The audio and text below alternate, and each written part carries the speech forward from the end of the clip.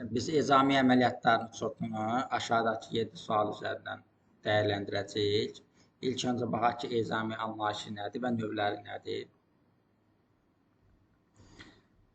Ezamiyə üçün hüquqi qanunvericilik bazasını aşağıdakı sənədlər təşkil edir. Bununla bağlı Nazirlər Kabinetinin 14 saylı qərarı var, o təşkil edir. İkinci, Maliyyə Nazirliyinin 2012-ci il tarixli 01 nömrəli qərarı var, o təşkil edir. Hansı ki, o işlən ezamiyə qaydaları müəyyən edir ki, necə gəlir, necə çıxır, necə sənədlər təqdim edir, bununla bağlıdır. Bir də əmək məcəlləsində və vergi məcəlləsində buna uyğun maddələr və onlar təşkil edir.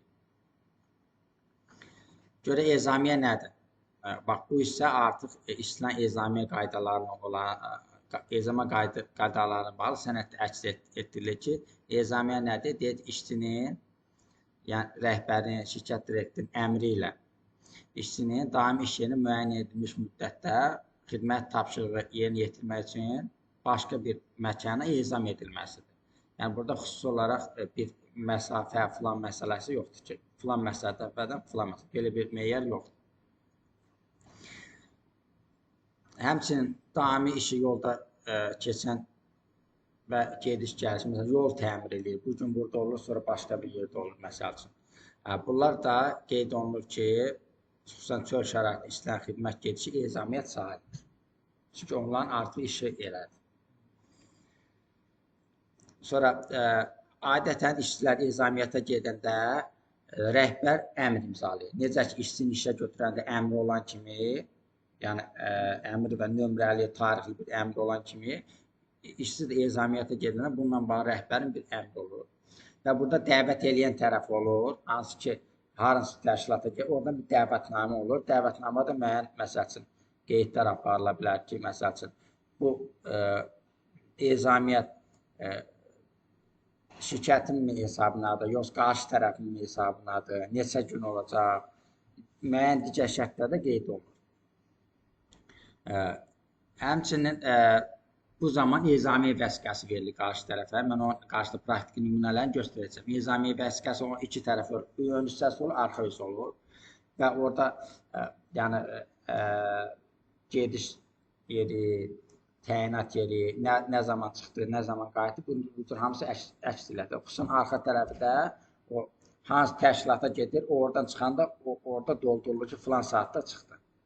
Həm məsuliyyət bölgüsü tərəfdən, həm də işçinin gələcəkdə ona haqq hesabının ona verilən ezamiyə haqqının hesablanması nöqteyi nəzərdən mühüm sənəddir, ezamiyə sənədi. Sonra, ezamiyə müddəti 40 gündən yuxarı ola bilməz, adətən, yəni,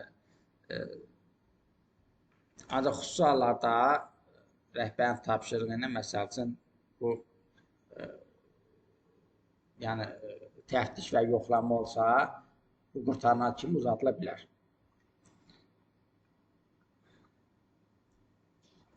Ezamiyyətə getməzdən əvvəl işçiyə pul avansı verilir. Xüsusən ədəbi ödəyicilər üçün bu mütləq nəqsi qaydada olmalıdır. Və bir günlük ezamiyə normasına hesablamaq üçün bunlar üçün nələr lazımdır? Bir tələb olunan xərclərdən və nəqliyyat xərclərindən ibarətdir. Çünki biz onu da qarşıda böləcəyik, iki yerə böləcəyik. Bunlardan biri hansı ki, gündəlik xərclərdir, bir də mehmanxana xərcləridir. Mehmanxana xərcləri, bir də yəni qalma xərcləri, oteldə filan qalma xərcləri, bir də mehmanxana xərclərindən ibarətdir. Və bu gündəlik xərclərin içində də nələr var? Yemək xərci var, şəhər daxili nəqliyyat var, rabitə var, digər xidmətlər var. Bu gündəlik xərclərin içindədir. Mehmanxana xərci də ayrıca. Nəqliyyat xərclərinə adətən, yəni, burada əsas mühüm məqam nədir? Nəqliyyat xərclərinin taksidən istifadə istisnadır. Yəni, bunlar daxil deyil. Çünki bunlar ictimai nəqliyyat hesab edilir. Onu görə. Nəqliyyat xərcləri ola bilər. Bununla bağlı sən, məsəl üçün, ölkə daxili gedirsə, qatar bilet olur. Və ya avtobus bilet olur. Onun təsdiq eləyidir, sabahçı ezamiyə məbləğini ala bilsin. Bəlkə itirildi. Və ya, nə bilim, qeyri-rəsmi gedib deyir ki, məsələn, itirmişəm. Bu zaman məsələn, həmin yer bir də arayış verə bilər ki, həqiqətən rəsmi sənəd bir arayış verə bilər ki, həmin şəxs mənim bizim qatarı və təyyarənin xidmətindən istifadə edir.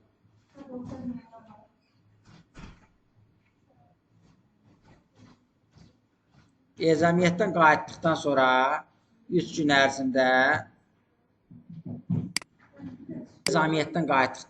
təbii ki, xərclər vəsait məbləğ haqqında avans hesabatı verir. Yuxarıda da ifadə elədik ki, işçi işə ezamiyyətə gedən ona pul avansı verir. O da geri qayda pul avansı haqqında hesabat verir. Və işçiyə verilən o pul avansı təhdil hesab məbləğdir. Hansı ki, biz mühasibə açıqdan keçdiyimiz kimi o 244 nömrəli hesabda qeyd olunur.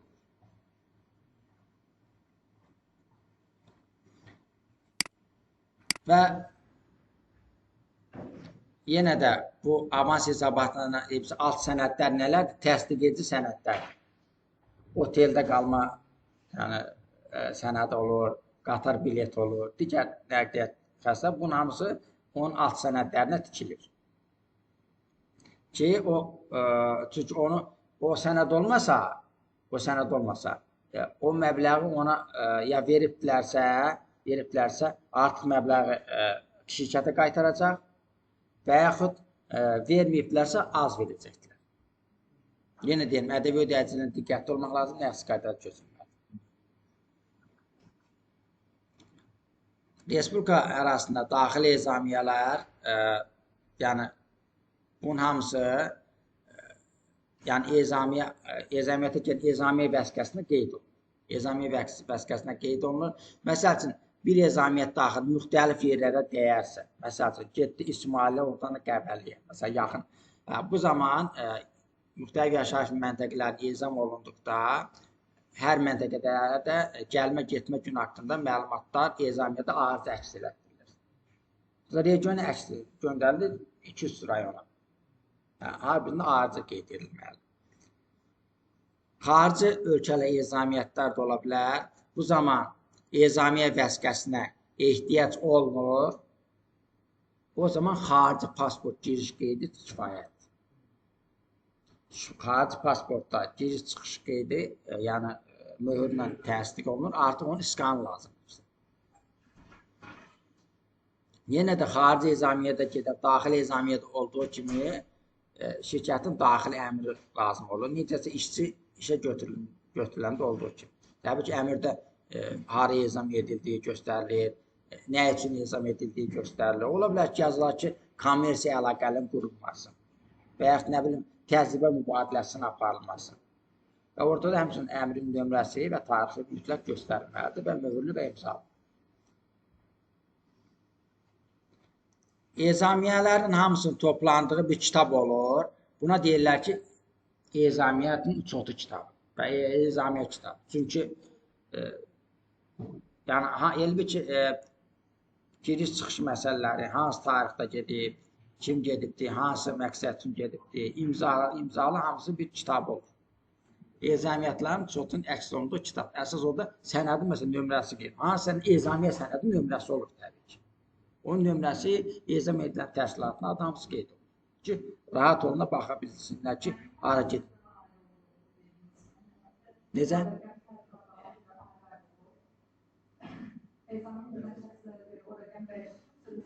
Yox, o rəqəm təbii ki, sənəd nömrəsi dəyişir. Əmrin nömrəsi dəyişir.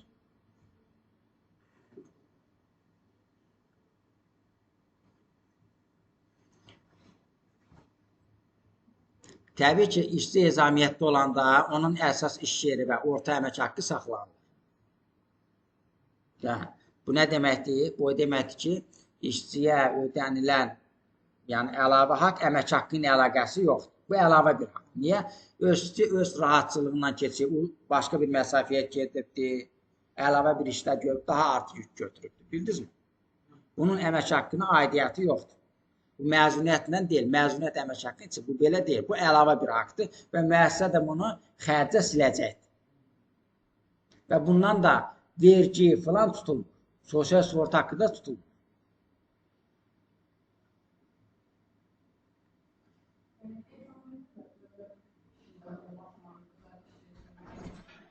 Yox, ciddi bir fərq yoxdur.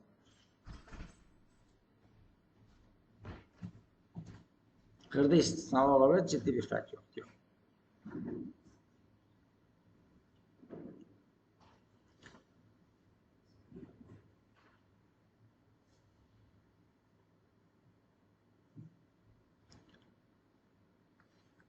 Görə ezamiyə rəsmiləşdirilməli sənədlər hansılardır?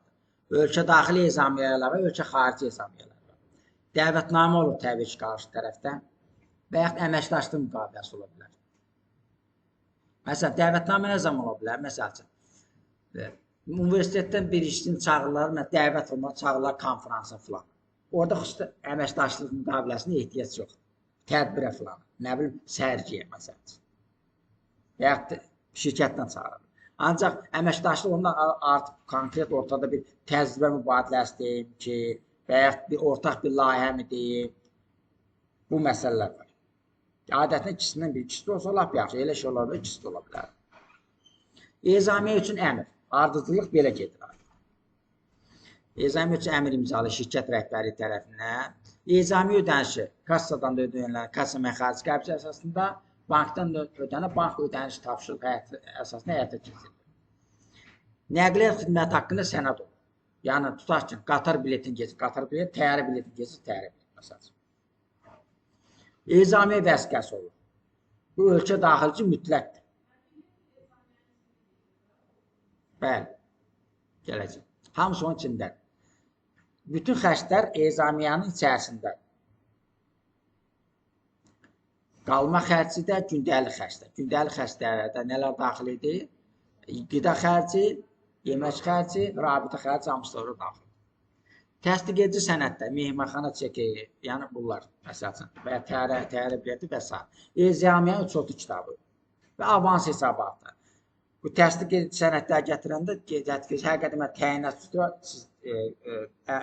təyinat üzrə bu məbləğ istifadə eləmişəm. Bu da avans hesabatı tərtib edilir. Təbii ki, mühasibatı şöbəsi tərəfindən. Ölkə xarici ezamiyyələrdə fikir verirsinizsə, burada ezamiyə vəsiqəsi yoxdur. Niyə yoxdur? Çünki artıq bunu pasport üzrə giriş-çıxış qeydi əks edir, onu əvəz edir. Ölkə xarici üçün, yəni bu sənəd deyil, ölkə daxili ezamiyə vəsiqəsi mütləq sənəddir. Ölkə xarici üçün xarici pasportda olan giriş-çıxış qeydi əsasdır. Digərləri, yəni, demək olar ki, eynidir.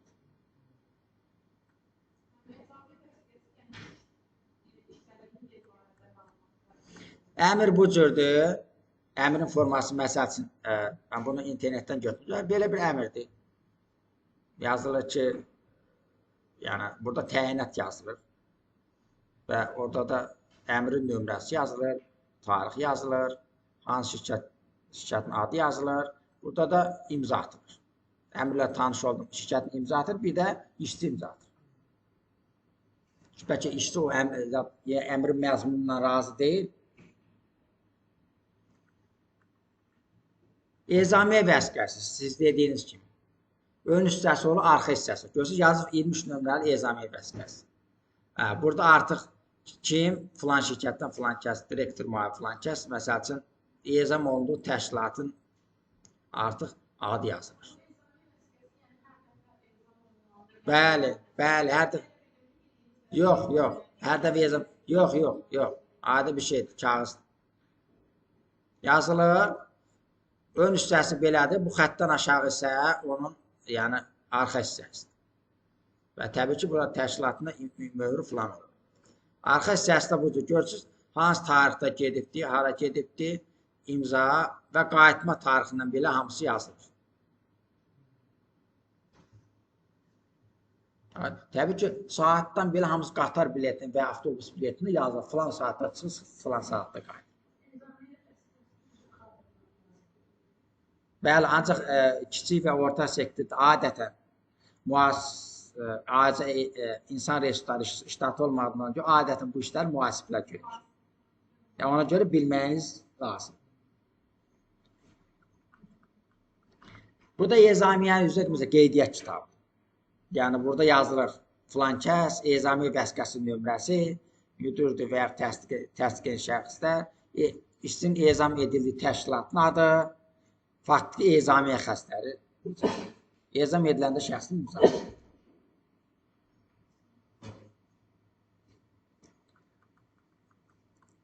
Bu da olur, məsəl üçün, indi sənətdən bir-birinə əlaqəsi olmaya bilər.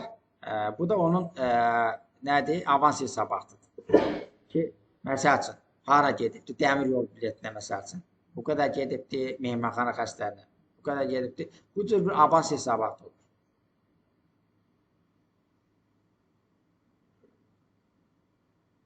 Bu da bizim bir avans hesabatıdır. Bu cür ifadə edə bilərik.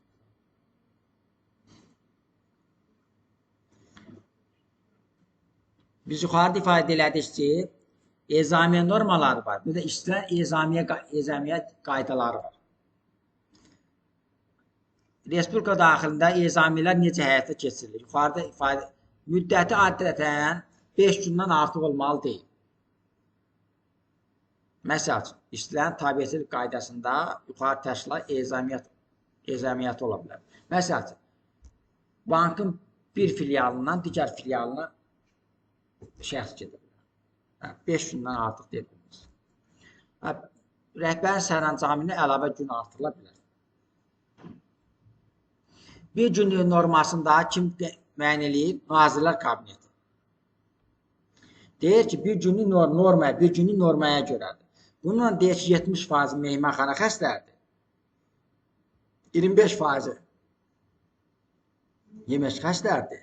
5%-ni şəhər daxil nəqliyyat, rabitə və digər xidmətlər təşkil edir. Təbii ki, bu 25 ilə 5% birlikdə də gündəlik xəstə kateqoriyasında iki kateqoriya, mehmanxana xəstə, gündəlik xəstə kateqoriyası. Gündəlik xəstənin kateqoriyasına da şəhər daxil nəqliyyat, rabitə, digər xidmətində yemək qida xərci daxildir. Yəni burada ifadə edildiyi kimi. Biz nə əldə edirik burada? Məsəl üçün, özünün daim yaşayış yerinə hər gün qayıtmaq imkanı olan, ezam olan işçiyə belə bir yerə ezam olduğu zaman gündəlik xərc və müvafiq sənədlər əsasında yol xərci ödənilir. Niyə? Gündəlik xərc nə deməkdir? Qida, rabitə, şəhər daxil nəqliyyat.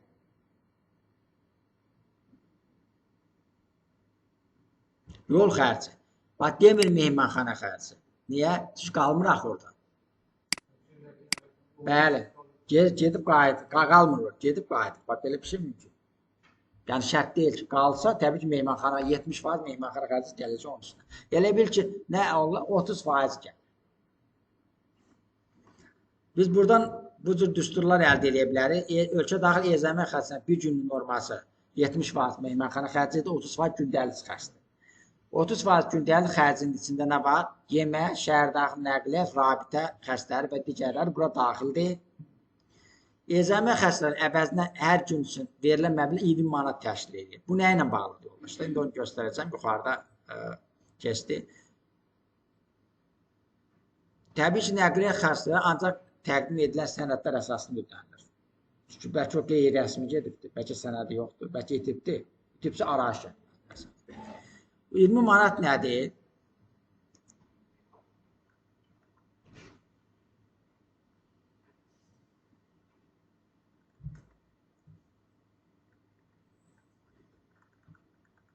Onu qarşılaşacaq, ona görə həll ki qalsın. İctimai nəqliyyat deyəndə adətən yadınız hamının istifadə etdiyi avtobus, tramvaylar, qatarlar, trolleybus da nəzərdə tutulur. Taksi ictimai nəqliyyat vasitəsi deyil, hamı istifadə, yəni şəxsi bir nəqliyyat vasitəsidir.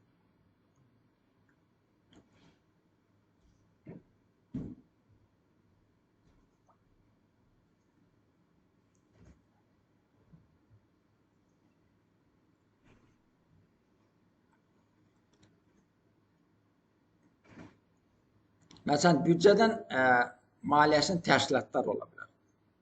Deyək ki, büdcədə maliyyəsinin dövlət orqanlarına işin xüsusiyyətləri əlaqədar olaraq Respublika ərazisinə daxilində xidməti minik avtomobilləri ola bilər. Onların hərəkət edə bilərlər. Yəni, bir rəhbər vəsili olan şəxsi xidmət avtomobillə hərəkət edir.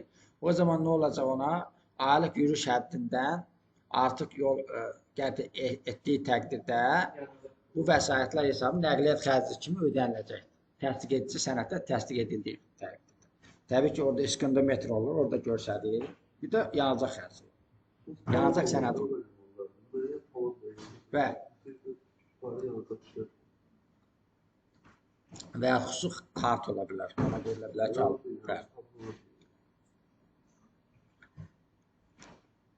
həmçinin dəvət edən tərəf dedi ki, təsdiq edici sənədlərdən birindən dəvətnamə və əməkdaşlıq müqaviləsi. Dəvət edən tərəf bir şəxs var ki, dəvət edir ki, gəl filan yer ezamiyyəti əməkdaşlığı müzakirə edir. Bu zaman işçinin yaşayış və yeməklə təmin et. Deyir ki, dəvətnamədə yazır ki, yaşayış yerinə yemək mənlikdir. Bu işçiyi də sərf eləyir. Təcrübəsi ki, şirkətə də sərf eləyir. Şirkətin xərci açıqır. İşçiyə də sərf eləyir, deyir ki, mən getmək istəyirəm. Yəni, təcrübəmi artırmaq istəyirəm. Özümə bir kariyer yolu açmaq istəyirəm. Belə bir ortaq layihə ola bilər. O zaman ezamiyyət xərcinin bir gün normasının 5% həcmində vəsait ödənir. Niyə? Çünki yaşayış yeri, meymanxanada verilir 70%. Qidanı da filan da verildi. Bir 5%-i ancaq 5% verilir. Bu cür variant ola bilər. Baxıb dəvətnamə məzmunundan nə asılır. Ona görə dəvətnamə məzmunundan çox şey asılır. Yalnız yaşayış yeri ilə versə, onda 30% veriləcək. Səbəb 170% olsa da meymanxana yaşayış yeri ilə bağlı.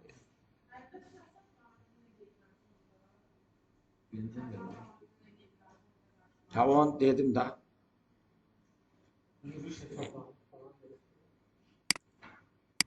Həmçinin işçinin yalnız yeməklə təminlədiyi təqdirdə ancaq yeməyi verəcəksən. Deməli nə olur? Qalmaq xərci özünlə bağlıdır. 75%-ni yenə buradan şirkət ödəyirkən 75% mənimdir, 25% qarşı tərəfidir.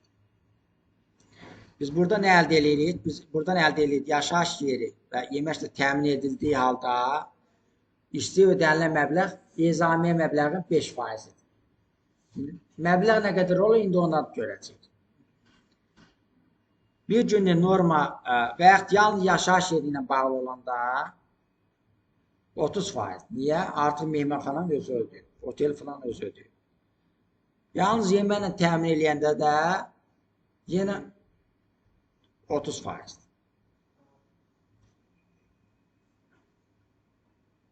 Yalnız yemək təmin edilən 75%. Burada 75%. Bəli. Çünki nə yazır? Dəvət edən tərəf ezam olunan işçinin yalnız yaşayış yeri ilə təmin etdiyi təqdirdə 30%-dir. İşçinin yalnız yeməklə təmin etdikdə bu 75%. Aydındır?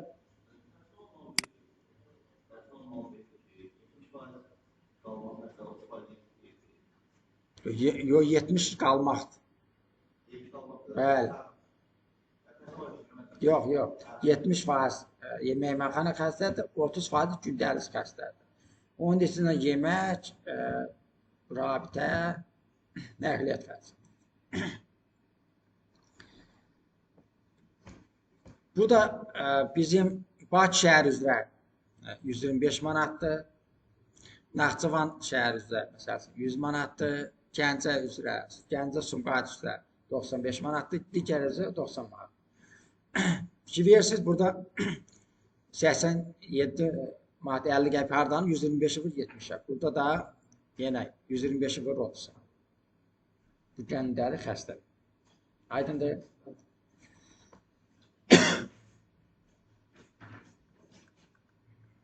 Tutaq ki, işçi 4 günlük Gəncə şəhərini ezam edilir. Biz bilirik ki, Gəncə şəhəri nə qədərdir? 95 manat. Və Gəncə şəhərinə ezam edildiyinə görə də ancaq orada bir məsələ var. 4 günlük gedir, ancaq orada 3 gecə qalır. Bu da 4 gün eləyir. Bu zaman fərqlidir. Bir gün gündüz daha artıq. Ona görə də bir günlüyünü tapırsan ki, məsələn, Gəncədə nə qədərdir? 66.5-dir. Onu 3 gün gecə qaldığına görə 63-ə vurursa, ancaq Gündüzsə yemək filan, taksi filan və ya nəqliyyat olduğuna görə nəyi vursan onu 4-ə vursan. O deli 313 manat. Tövsiyə edirəm ki, diqqətlə qulaq asasınız. Xarici ölkələrə ezamiyələr. Bu da Nazirlər Kabinetinin müvafiq qərarına əsasən müəyyən edilir. Burada isə ölkədən fərqlidir. Ölkə xaricində, ölkə daxilində 70 il, bu da 60-dır. 60% meyməxana xərcləridir, 35% gündəlik yemək xərcləri, 5% da şəhər daxil nəqliyyat filan təşkil edir. Burada isə meyar biraz fərqlidir. Burada artıq ölkələrə görədir. Ölkələrin normaları var. Hər ölkəyə görə normal var. Və plus da əlavə olaraq da valyuta məsələsi var. Avronun, dolların başqa bir valyuta. Və ölkənin şəhərlərinə də fərqli. Tutaq ki, o Nazirlər Kabinetinin bir cədvəli var, ona əsasən tənzim edir. Mən göstərəcəm o cədvəli ölkələrəcə. Tutaq ki, Türkiyənin İstanbul şəhərinin ezamı olunur, işçi. Bu şəhərin ezamı norması 220 avro. Demək, meyməxana xərcləri nə qədər olacaq? 220-ni vurursa, məsələn, 60-a eləyir 132 avro. Bəli, gündəlik yemək xərci olur 77 avro, 11 avroda olur şəhərdə nəqliyyat, rabitə və digər xərclər. Rusiyada başqa və Fransada başqa məsələ. Valyuta və məbləğ məsələsi və şəhərdən şəhərə dəyişir. Bir ölkənin şərt deyil ki, bütün ölkənin şəhərləri üçün eyni olsun. İşçi ezamiyyətə getdiyi və həmin gün qayıtdığı halda o zaman bir günlük normal 40% ödənilir. Gedib qayıdıb, niyə 60% qalmayıb bax? Tez gedib qayıdıb, işin görüb ki, 40% ödənilir. Bir gündə ola bilər, yəni artıq ləngiyə bilərsə, bu zamanda müəyyən edilmiş normalar üzrə ödənilir. Təbii ki, üzürsüz səbəbdən yubandığı halda isə işçiyə heç bir ödəniş edilir. Dəvət edən tərəfdə yenə xarici ölkədə yalnız yaşayış yeri təmin edəndə, yalnız yaşayış yeri təmin etdiyi halda 40%. Niyə? Artıq meyməxana 60-da 60-ı deyil mənlik. Və standart bir şeylər. Yalnız yeməklə təmin elədiyi halda 65%-ni ödəyir xarici ezamiyələrdə. Həmçinin yaşayış və yeməklə təmin elədiyi halda isə qalan 5% ödəyir. Yəni orada nəqliyyat rabitə daxil deyilsə, qarşı tərəf 95%-ni ödəyir, 5% də getdiyi şirkət ödəyir. Dəvət edən tərəfdə işçi yaşayış yeri xərcini, gündəlik xərcini hamısı ödədiyi halda da işçiyə ödənilen ezamiyyə xərcləri bir gün normasından az olarsa, həmin fərq işçiyə ödənilir. Və ödədiyi məbləğ bir gün normadan az olsa belə, həmin fərq işçiyə ödənilir. Tutaq ki, eləyibdə ancaq yenə işçi öz cibindən pul xərcləyib məsələn.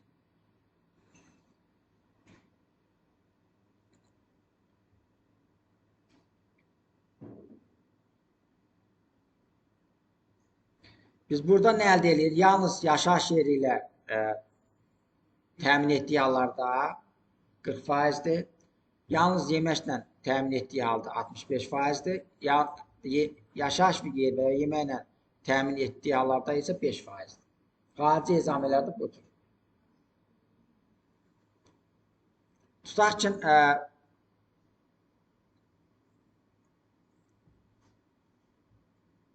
xarici ölkələrdə ezamiyyə normalları da belədir, məsələn. Gördünüz? Tutaq ki, Moskva, Sankt-Peterburg şəhərləri eynidir. Məsələn, 260-dır.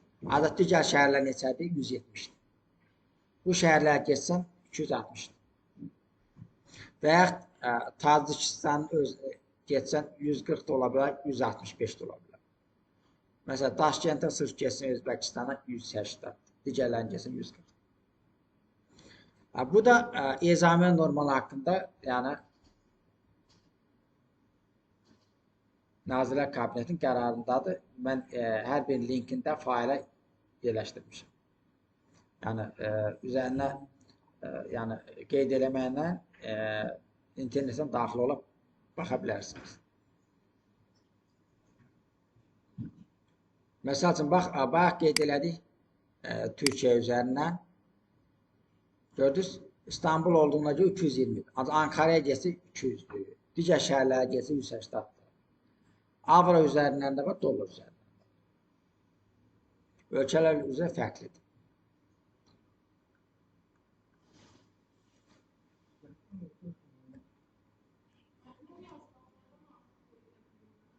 Xeyr, o yazılan gündəlik normadır. O yazılandan artıq.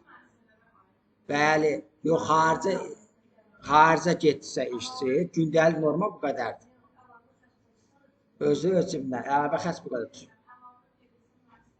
Bəli, əgər müəssisə bu normadan artıq əlavə verəcək, xərcə silə bilər, verə bilər, ancaq xalis mənfəətini siləcək. Öz puluna silmə, deyək, bölüşdürülməş mənfəətini sil, mənə aidiyyəti yoxdur. Yox, deyir, mənə aidiyyəti yoxdur. Yəni, dövlət orqanı norma bu qədər artıq çəkmək istəyirsənsə, gel öz xalis mənfəətini sil, öz bölüşdürülməş, özə aiddir, özündən sil. Mənim pulumdan xərci şirtmə deyil. Xərci şirtəndə deyir, az mənfəət vergisi ödəyəsin. Ehtiyac yoxdur. Bəli. Vergi məcəlləsində maddələr necə? Vergi məcəlləsində. Baxaq, 98-ci maddə bizə nə deyir?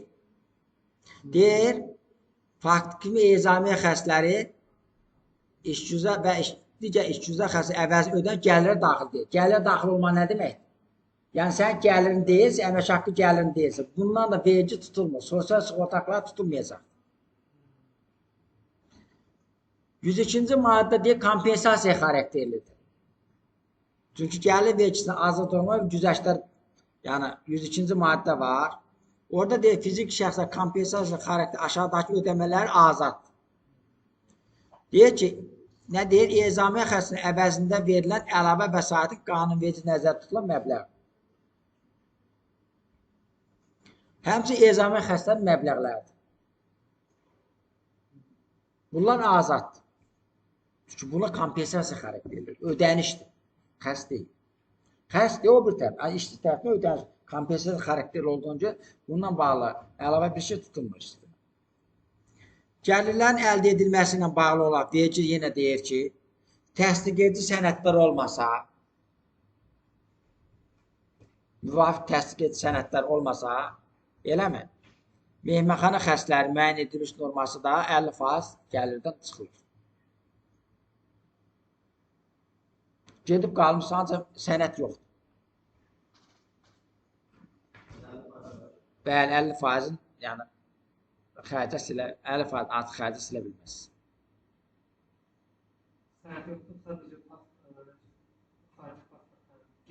Ölkə daxilində artıq xarici pasport məsələsi deyil.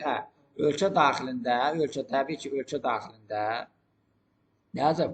Azərbaycan Respublikasının ərazisində. Və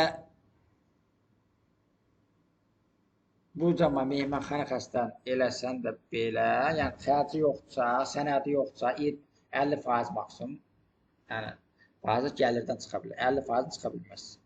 Nə olsun, ezamiyyətə getmirsən. Gəlirdən çıxılmayan xərclər, nə yazır? Faktiki ezamiyyət xərcləri normadan artıq olan isə gəlirdən çıxılmır. Nə deməkdir? Mənfəətinə, müəssisə öz xalis mənfəətinə və bölüşdürülməş mənfəətinə sıra bilər. Artıq olan isə normadan artıqdır.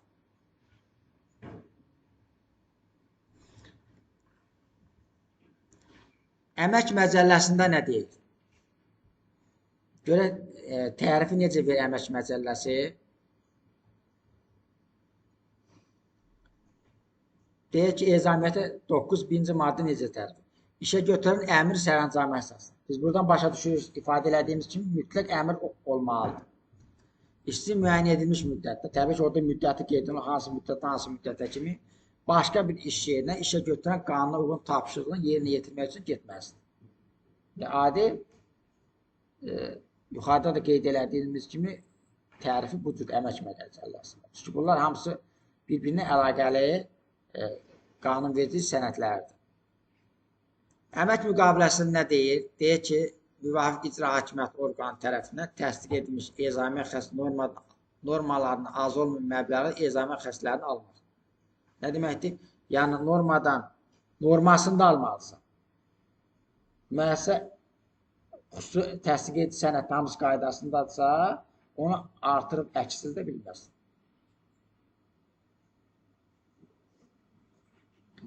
Əmək müqaviləsində işçinin vəzifələri maddəsində deyir ki, işə götürən tapşırığı və ezamiyyətə getməkdir. Yəni, nə deməkdir? Yəni, işə götürən işçini ezamiyyətə göndərə bilər. Onun hüququdur. Xüsusi halda istisna olma, onun qarşıda görəcəkdir. Hansı halda göndərə bilməz.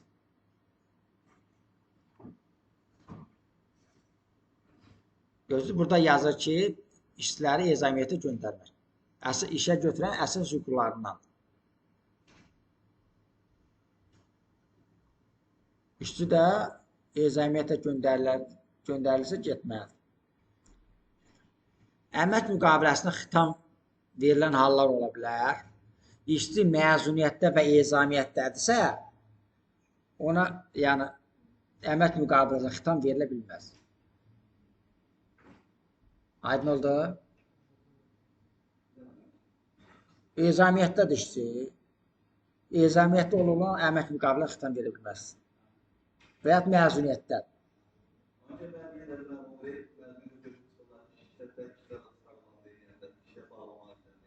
Bəli.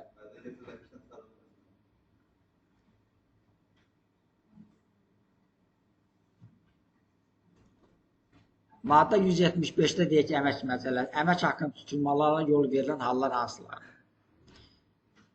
İşə götürən sərəncamında işçinin əmək haqqından yalnız aşağıdakı ödənişlər tutulur. Ezamiyə zamanı avans olaraq məbləğ verilibdir, eləmi? Ancaq təsdiq edici sənədi yoxdur. Deməli, o qaytarmalıdır kassaya. Bəsiz, sənədi yoxdursa, artıq puldur. Təsdiqini qaytar. Və ya kartına köçürülmüşdür. Və ya bir biznes kartı olmuş şirkətin ezamiyyət üçün. O kart verilibdir ona, artıq istifadə edildi. Avans hesabatda ona görə mühümdür. Orada qeyd olunsun ki, nə qədər qaytarılıb, nə qədər işdir, nə qədər təsdiq edilməyib sənədlər.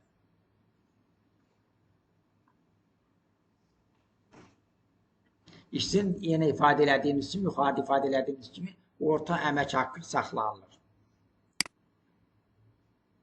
Ezamiyyətə göndərilir. Əmək haqqı da saxlanılır, aldığı pulun da əmək haqqına aidiyyəti yoxdur.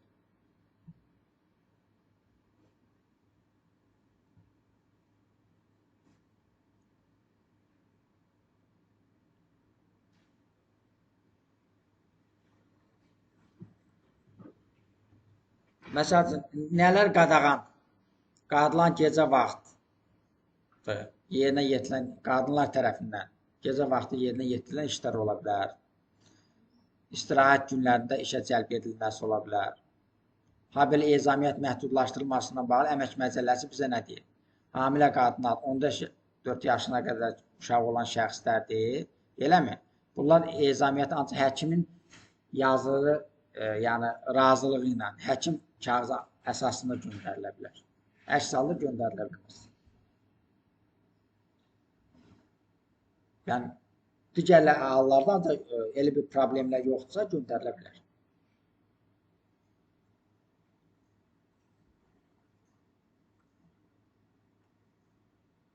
Həmçinin yaşı 18 yaşından az olan işçiləri ezamiyyətə göndərilməsi də qadağandır. Yəni, xüsusi hallar nə oldu? 18-dən az olmalıdır. Hamilə qadınlar indi 14 yaşına da uşaq olmalıdır. Həmçinin də əlilliyi olan yəni uşaq ola bilər. Qadın uşaqları ola bilər. Bunlar da göndərilə bilməz. Çünki 50 uşaq baxan adam lazım. O halda ola bilər ki, həkim rəy verməlidir. Yəni, həkim də risk almayacaq ki, yəni göndərici zor başına düşəcək.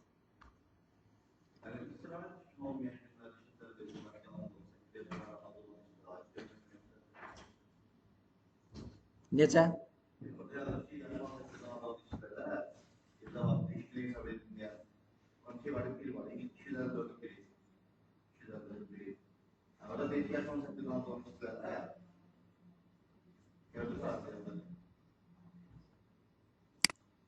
Bunlar sadalı, deyir, ha belə onların ezamiyyət göndərilməsi də qadağandır. Bunlara da olmaz, ezamiyyətə də olmaz.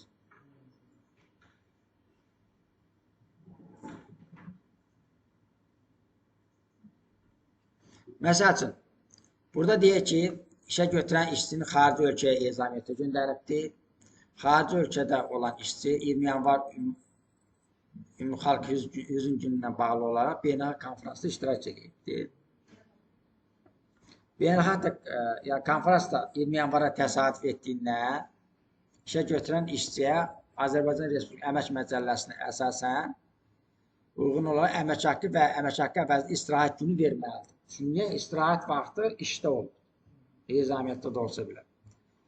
Yəni istə həmin günə görə günlük ezamiyyət norması yanaşı 2 qat əmək haqqı da hesablanmalıdır. Çünki 2 qat hesablanmalıdır. Ezamiyyət öz yerindədir. Ezamiyyət öz yerindədir və istirahət gündə işə çıxır. Yəni, maddələrdə belə şeylər olanda bunlar adətən işçilərin xeyrini hesab edirlər. Həmçinin burada, məsəl üçün,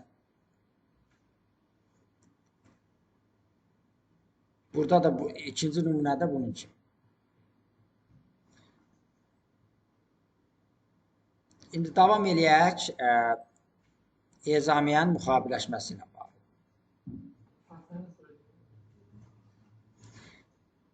Biz bilirik ki, təhdil hesab məbləğləri hesablar planı 244 nömrə hesabda qeyd olunur və bununla bağlı olaraq da ezamiyyə ödənişlərinin xüsusiyyətləri nədən ibarətdir? Çünki mühasibat nöqteyi nəzərin bizim üçün vacibdir. Bura kimi izah elədiklərimizdən əldə edirik ki, ezamiyyə normadan artıq olmayan hissəsi müəssisənin xərcidir. Müəssisə ezamiyyə məbləğini xərcə silə bilir.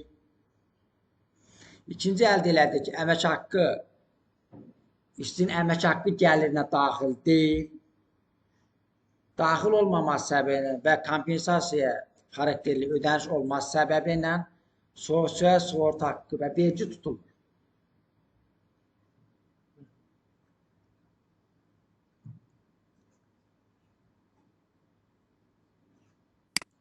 Müxabiləşməsini vermək üçün bizə əsas hansı meyar lazımdır? Əsas lazımdır ki, ezamiyyə məbləğləri xərcdir, işçinin əmək haqqına daxil deyil, sığorta haqqı və vergi tutulmur və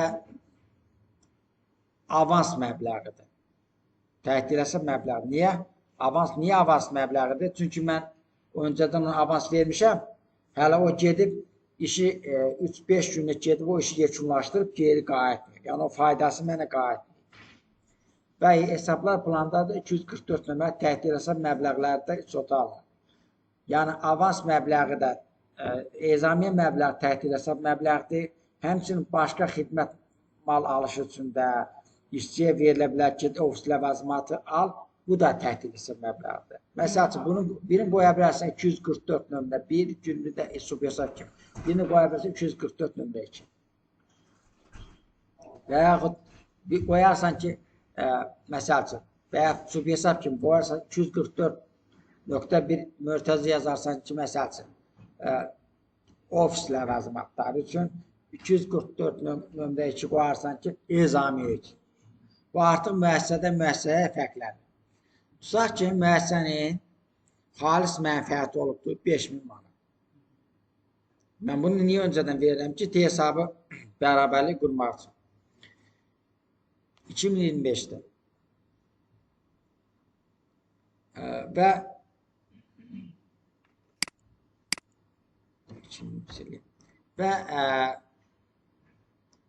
2024-cü il tarixdə isə müəssisə işçisini ezamiyyata göndərir.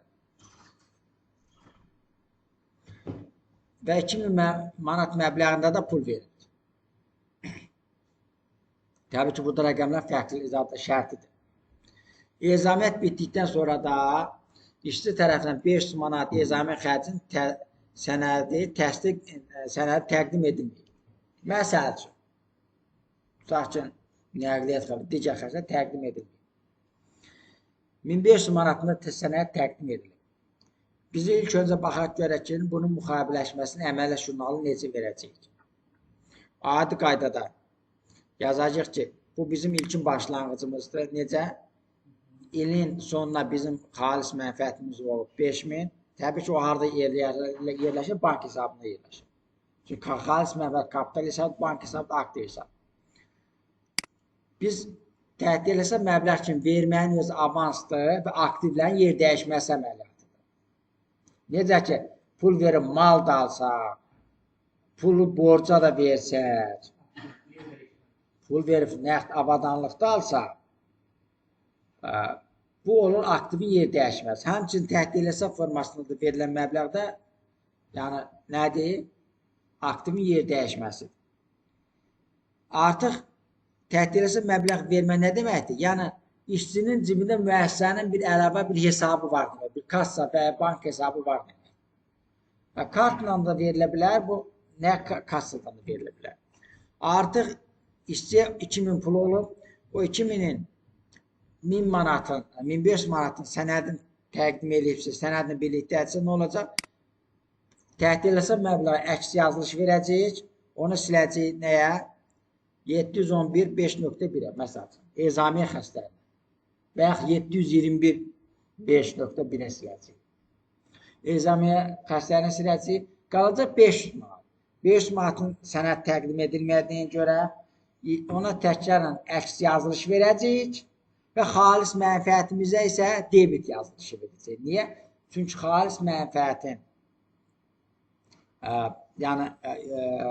çünki o normadan artıqdır. Xərcliyib 2000 yoxdur. Ancaq 1500-ün sənədini, 500-ün sənədi yoxdur. Biz də onu haradan silməliyik? Xalis mənfəətdən silməliyik. Xalis mənfəət kapital hesabı artmaz haradadır? Kreditdədir. Azalmaz harada olmaz? Debitdir. Onun üçün debit yazılışı verir. Biz bunu hesab şəklində belə də görə bilərik. İlk öncə, baxın. Burada ifadə elədiyim ki, 5000 bank hesabına pul var, o xalis mənfəət hesabındadır. Daha sonra 2000 biz təhdid eləsə məbləğ üçün bank hesabını ödəyirik, gəlir təhdid eləsə məbləğə. Təhdid eləsə məbləğ 1500-ü, istənilən adı 2000 xəstəliyimdir, yoxdur ona. 1500-ün ezami xərci kimi silirik, təkrar da 500-ündə buradan sıfırlayırıq. Təhdid hesab şəhər, səndə pul yoxdur, onsuz da qalmayıbdır. Gətiririk, xalis mənfəət əks yazılış verilir. Kapitaldan silirik. Ki, nə qədər qalsın? 4500 qalsın. Deyə bilərsən, niyə 4500 qaldı? Ona görə 4500 qaldı ki, 500 budur, eləmi? 1500 də budur. Nə qədər elədi? 2000.